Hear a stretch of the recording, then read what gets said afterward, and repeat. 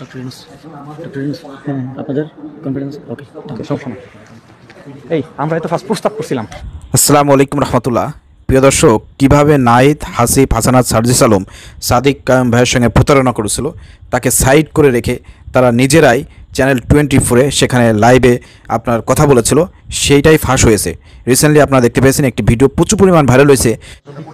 Doctor Yunus, হ্যাঁ আপনাদের confidence ওকে সব সময় যেখানে আমরা দেখতে পাচ্ছি চ্যানেল 24-এর মধ্যে হাসিব, নাহিদ তারা আপনার সেখানে কথাবার্তা বলতেছে এবং একটা ভিডিও ধারণ করা হয়েছে। আজকে আপনাদের সামনে ফাঁস করব কীভাবে সাদিক কায়েম ভাই আপনারা দেখেছেন এই আন্দোলনের সর্বপ্রথম থেকে একেবারে সর্বপ্রথম থেকে সমন্বয়ক হিসেবে নাম না থাকলেও কিন্তু হাসিব, নাহিদ, সার্জিস আলম, এই যে হাসানাত, এদের পাশাপাশি বসে একই প্রথম কাতারে যে সমন্বয়ক থাকে তাদের সঙ্গে কিন্তু সব জায়গাতে সাদিক কায়েম ভাইয়ের সাথে কিন্তু নাহিদ, হাসিব, মাহমুদ সহ সবার কিন্তু ছবি আছে, প্রত্যেকটা জায়গায় কিন্তু তিনি ছিলেন। কিন্তু লাস্টে ওই যে আপনার চ্যানেল 24-এ যেখানে ডক্টর ইউনূসের নাম ঘোষণা করা হলো, বিভিন্ন বিষয় নিয়ে তারা লাইভ করলো প্রথম ওই যে 5 আগস্টের রাত্রেবেলা, ওই দিনকে কিন্তু ওই একই চ্যানেল 24-এর ভিতরে কিন্তু আমাদের সাদিক কায়েম ভাই ছিল। সাথে এই যে আপনার প্রথমে যার চেহারা দেখলেন আপ বাংলাদেশের একজন নেতা রাফে সালমান রিফাত ভাই, তিনিও ছিলেন। তিনি সব কিছু ফাঁস করে দিয়েছেন। আজকে যে নাহিদ বড় বড় কথা বলে যে শিবিরের কোনো অবদান ছিল না, সাদিক কায়েমের কোনো অবদান ছিল না, হ্যাঁ শিবির কোনো ডিরেকশন দেন নাই, তো এর জন্য এই সব মন্তব্য করার পরে কিন্তু এই যে রাফে সালমান রিফাত ভাই তিনি সব কিছু ফাঁস করে দিয়েছেন যে কীভাবে এই রাফে সালমান রিফাত ভাই এবং সাদিক কায়েম ভাইকে কীভাবে তারা সাইড করে তারা কয়েকজন সমন্বয়ক চ্যানেল 24-এ সেখানে তারা আপনার লাইভ প্রোগ্রাম করলো। আন্দোলনের শুরু থেকে শেষ পর্যন্ত ওই যে সমন্বয়ক, প্রথম সারি সমন্বয়করা আটক হয়েছে, ডিবিতে গেছে, গ্রেপ্তার হয়ে গেছে, গুম হয়ে গেছে, কিন্তু সাদিক কায়েম ভাই কিন্তু ঠিকই নেতৃত্ব দিয়েছে। এই যে ওরা গুম হওয়ার পরে কী হয়েছে, হান্নান মাসুদ, রিফাত রশিদ সহ ওই যে মাইন যারা ছিল, আব্দুল কাদের, এদেরকে শেল্টার দিয়েছে কে, এদেরকে সেফ রুমে রাখার ব্যবস্থা করেছে কে, ইসলামী ছাত্র শিবিরের সাদিক কায়েম ভাই। তো সবাই যখন আটক হয়ে গেছে, সবাই যখন পলাতক, তখন কিন্তু সাদিক কায়েম ভাই কিন্তু আটক হয় নাই, তিনি কিন্তু কৌশলে কিন্তু কাজ চালিয়ে গেছেন এবং দ্বিতীয় সারির সমন্বয়কদেরকে তিনি কিন্তু সমন্বয় করেছেন। সাদিক কায়েম ভাইকে আপনার সমন্বয়ক বলে স্বীকৃতি দিতে চান না, কিন্তু তার সঙ্গে কিন্তু সব জায়গায় আপনারা আছেন, তিনি কিন্তু আপনাদের প্রত্যেকটা জায়গায় আছেন। সমন্বয় পরিচয় দিতে আপনাদের এখন লজ্জা লাগে, স্বীকৃতি দিতে চান না। আমরা বলতে চাই সাদিক কায়েম ভাই সমন্বয় হওয়ার দরকার নাই, তিনি হচ্ছেন সমন্বয়কদের সমন্বয়ক, বোঝেন না? সারা বাংলাদেশে আপনারা যত সমন্বয়ক ছিলেন শিবিরের পরিচালনায়, শিবিরের কথা মতন সাদিক কায়েম ভাই আপনাদের সমস্ত সমন্বয়ককে তিনি সমন্বয় করেছেন। অতএব সাদিক কায়েম ভাইয়ের ওই সমন্বয় ক্রেডিট নেওয়ার কোনো প্রয়োজন আসে না, ঠিক আছে? আপনারা যে ওই চ্যানেল 24-এ যাওয়ার পরে সাদিক কায়েম ভাই সহ এই যে আপনার এই রিফাত ভাইকে, এদেরকে যে আপনারা সাইড করে রেখেছিলেন, সেই গল্পটাই এখানে আজকে ফাঁস করেছে এই আপনার রিফাত ভাই। প্রিয় দর্শক, আপনারা কথাগুলো শোনেন। প্রিয় দর্শক, আপনারা এই রাফে সালমান রিফাত ভাইয়ের এই যে লেখাটা তিনি যে পোস্টটি করেছেন এবং ভিডিওটি আপনারা শেয়ার করেছেন, এর মাধ্যমে স্পষ্ট হয়েছে যে কীভাবে নাহিদ, হাসিব, সার্জিস আলম, হাসানাতরা কীভাবে সাদিক কায়েম ভাইয়ের সাথে প্রতারণা করেছে। আপনারা প্রচুর পরিমাণে ভিডিওটি শেয়ার করবেন। এখানে রাফে সালমান রিফাত ভাই তিনি লিখেছেন, আগস্টের 5 তারিখ সন্ধ্যায় চ্যানেল 24-এ প্রথম লাইভ শোটা অনুষ্ঠিত হয়। সময়টা ছিল সম্ভবত 6:30 বা আরেকটু বেশি। ওটা ছিল একটা এক্সক্লুসিভ শো, অন্য কোনো চ্যানেলের কাছে যখনও কোনো হদিস ছিল না। নাহিদ আর হাসিব কোথায় আছে কেউ জানতো না। হাসানাত, সার্জিস ছিল আর্মির সাথে। এএফপির অফিসে যাওয়ার পথে বিকালে কারণ বাজার মোড়ে আর্মির চলন্ত কনভয়ে হাসানাতকে দেখে আমি, সেখানে জুনায়েদ সাকিব ভাইও ছিল। আমরা ইগনোর করে এএফপির অফিসে চলে যাই, সেখানে গিয়ে শফি ভাইকে জড়ায় ধরে আনন্দ উল্লাস করি। তারপর হদিস পায় নাহিদ, হাসিব সেখানে নাই। আশ্চর্যের সাথে আরও হদিস পায় যে আমাদেরকে পথ দেখানো মাহফুজ আর নাসিরও এএফপির অফিসে ওঠে নাই। কিছু না বলে ডিস করে অফিসের নিচ থেকে অন্য কোথাও চলে গেছে। হতভম্বের মতো বসে থাকি কতক্ষণ। এ এক আশ্চর্য হীনমানতার নজির, দ্বিতীয়বারের মতো অবিশ্বাসের নিশানা। যাই হোক, কিছুক্ষণ পর হাসিবকে ফোন দিয়ে অদ্ভুতভাবে পেয়ে যায়। সে বলে, চ্যানেল 24-এ আসেন, তবে একা আসবেন, আর কাউকে আনবেন না। বুঝছেন কথাগুলো? আমি আর বলি না যে আমার সাথে সাদিক কায়েম আছে। দেখছেন এই যে রিফাত ভাই যার ছবিটি প্রথমে আপনাদেরকে দেখিয়েছি, তিনি বলছেন তার সাথে যে সাদিক কায়েম ভাই আছে এটা তিনি আর বলেন নাই, কারণ ওই যে বলছে একা যাইতে, বরং তাকে টান দিয়ে দ্রুত গতিতে বের হয়ে যায়। আমার পায়ের রোয়াক টান লাগছিল, হাঁটতে পারছিলাম না। আর দুপুর থেকে প্রচুর হেঁটেছি, চ্যানেল 24-এর লোকেশনের আগামাথা বুঝতেছিলাম না। কিছু দূর হাঁটার পর কারণ বাজার, কাঁচা বাজার থেকে এক অপরিচিত বাইকওয়ালা ভাইকে অনেক রিকোয়েস্ট করে তার বাইকে চড়ে বসি দুজন। লাইভ শো এর অল্প কিছুক্ষণ আগে আমি আর সাদিক সেখানে পৌঁছাই।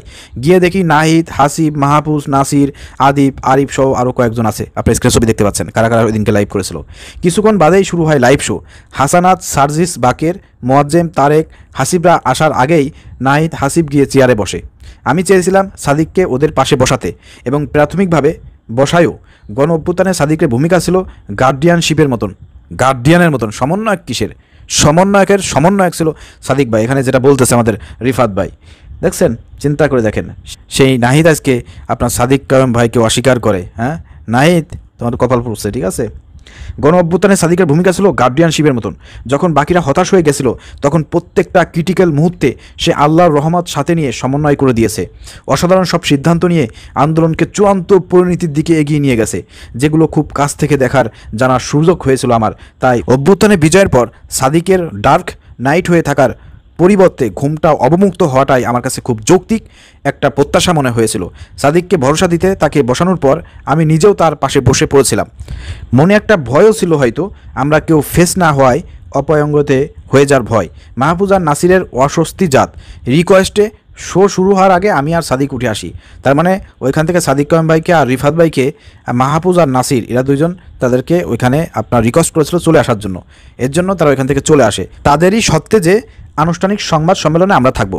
তার মানে ওইখানে ওই যে মাহফুজ আর নাসির এটা রিকোয়েস্ট করেছিল কী কারণে, যে এখানে তোমাদের থাকার দরকার নাই, সংবাদ সম্মেলনে তোমাদেরকে রাখা হবে। তো এখানে সাদিক কায়েম ভাই এবং রিফাত বলেছিল ঠিক আছে আমরা এখান থেকে যাবো, আমরা এখান থেকে সাইড হবো, আমরা এখান থেকে উঠে যাবো, কিন্তু আমাদেরকে সংবাদ সম্মেলনে রাখবেন। বুঝতে পারছেন? তো বুঝতেই পারতেছেন যে কী পরিমাণ একটা গভীর ষড়যন্ত্র হয়েছে। সেখানে অবশ্যই পরে আরেক অস্বস্তিকর ঘটনা ঘটে, যেটা অন্য সময় লিখব। যাই হোক, ওই লাইভ টেলিকাস্টে নাহিদ ইসলাম বলেন এখন আমাদের চূড়ান্ত বিজয় আসে নাই, ফ্যাসিস্ট এর পতন হয়েছে মাত্র, ফ্যাসিবাদী কাঠামো বিলুপ্ত হয় নাই। এই ফ্যাসিবাদী কাঠামোর বিলোপের মাধ্যমে আমাদের চূড়ান্ত বিজয় অর্জিত হবে। সেখান থেকে হাসিম মাহমুদ আরও ঘোষণা করেন রাত 8টায় কারওয়ানবাজার সার্ক ফোরায় আনুষ্ঠানিক সংবাদ সম্মেলন করে অন্তর্বর্তীকালীন সরকারের একটা রূপরেখা ঘোষণা করা হবে। এই রূপরেখা প্রণয়নে রাজনৈতিক নেতৃত্ব, নাগরিক সমাজ এবং অন্যান্য স্টক হোল্ডারদের সাথে আলোচনা করা হবে। শো শেষ হওয়ার সাথে সাথেই চ্যানেল 24 এর আরেকটা কক্ষে গিয়ে ঢুকি আমি, নাহিদ, হাসিব আর নাসির। সেখানে হাসিব ফোন দেয় ডক্টর ইউনূসকে ঠিক সন্ধ্যা 7:23 দিকে। ফোন দিয়ে নাহিদকে ধরিয়ে দেয় কথা বলার জন্য। আমার কাছে জিজ্ঞাসা করে আপনারা ওকে কিনা। আমি তখন আবেগের বসে ঐতিহাসিক সেই মুহূর্তটা ভিডিও করতে করতে চিল্লায় উঠি, আমরাই তো প্রথম অ্যাপ্রোচ করেছিলাম ওনাকে। উল্লেখ্য, আগস্টের 3 তারিখেই সাদিক কায়েম ফ্রান্সে থাকা ডক্টর ইউনূসকে রিলিজ করেন লামিয়া মোর্শেদের মাধ্যমে। আমি ফিসফিসিয়ে স্বগতোক্তি করলাম হিস্টোরি চলবে।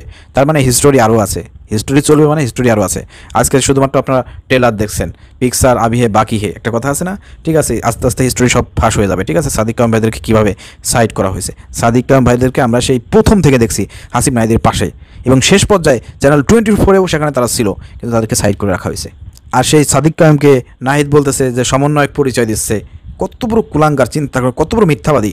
সাদিক কায়েম ভাই পর্যন্ত সমন্বয়ক পরিচয় দিয়েছে। আরে সাদিক কায়েমদেরকে কি সমন্বয়কের পরিচয় দেওয়া লাগে বেটা? সাদিক কায়েমরা শিবির মানে বাংলাদেশ একটা ব্র্যান্ড। তো সমন্বয়ক পরিচয় দেওয়ার কোনো প্রয়োজন আছে? শিবির মানে তো একটা ব্র্যান্ড। তাহলে তুই 1 বছর পরে এসে আজকে বলতেছিস নাহিদ যে সাদিক কায়েম সে সমন্বয়ক পরিচয় দিচ্ছে এখানে ওখানে, হ্যাঁ ফাইজলামি পাইছিস। তোদের মুখোশ উন্মোচন হবে আস্তে আস্তে, আর তোদের এনসিপি বেশি দিন টেকবে না। সামনে আরেকটা গণ অভ্যুত্থান হলে পারে, আরেকটা বিপ্লব হলে পারে, তখন নতুন বিপ্লবীরা আসবে। তোদের মতন বিপ্লবীদেরকে মানুষ ধিক্কার জানাবে এদের মিথ্যাচার করার কারণে, শিবির বিরুদ্ধে কথা বলার কারণে। যা যতটুকু অবদান আছে এগুলো যদি স্বীকার না করো, এই বিপ্লব টিকবে না। ওই বিপ্লব না টিকলে তোমরা